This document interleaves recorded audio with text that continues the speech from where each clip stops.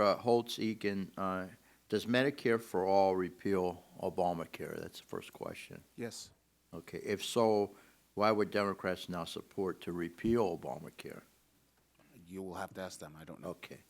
Could this be taken as an admission of Obamacare's failure to make health care more affordable and more accessible through increased government intervention and mandates? Again, I would direct you to the authors. Okay. Let me ask you this.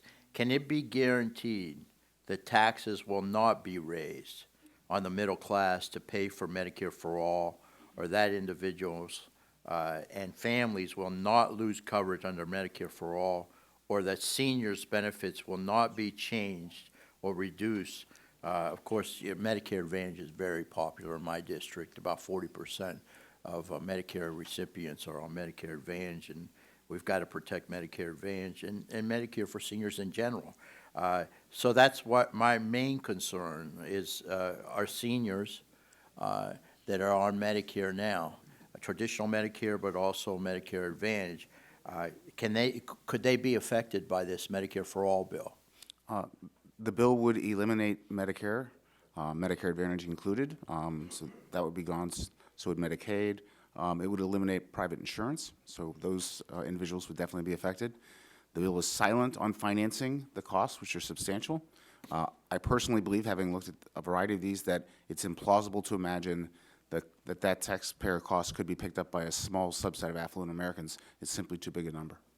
Okay, so when you say the Medicare for All, do you feel that the reimbursement would be cut for hospitals, doctors, and nurses, et cetera, healthcare providers in general? Reimbursements will be cut to Medicare reimbursement rates, and some variations slightly above that, which is well below the average of what they get now from commercial players. And this would produce financial stresses, and those would be solved by either diminishing access and quality or by raising the reimbursements and the taxes necessary to finance it. Okay, thank you. Dr. Atlas, does Medicare for All lead to government rationing? If so, why? Well, the purpose of Medicare for All, as other single-payer systems, part of it is going to be controlling costs. And the way that controls costs is certainly not by letting people be price sensitive. It eliminates concern for price. So yes, the only way to control cost in the single-payer systems is to restrict care, and that means rationing of care, yes. That's Okay. proven all over the world. Yeah, well, give me a specific country where that takes place, the rationing, please. Well, the United Kingdom, Canada, every Western European, Denmark, Netherlands, Italy, France, everywhere. Okay, thank you very much. I appreciate the answer. This is very dear to my heart. I'm co-chair of the Rare Disease Caucus.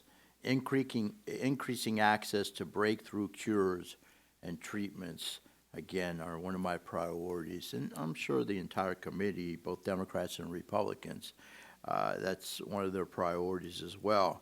How would Medicare for All impact patients with rare diseases, in your opinion, Dr. Atlas? Well, I think that there is sort of an indirect, longer-term problem with single-payer systems, and that is they don't just control the cost by restricting access to things like new drugs. I mean, the drugs, new drugs are the basis for the new survivals for these rare diseases, generally speaking. But they also are going to inhibit innovation, because if you're reducing the costs by restricting the use and restricting the upside of developing new technology and new drugs, the goods are not produced. That's just a fact. Okay, thank you very much.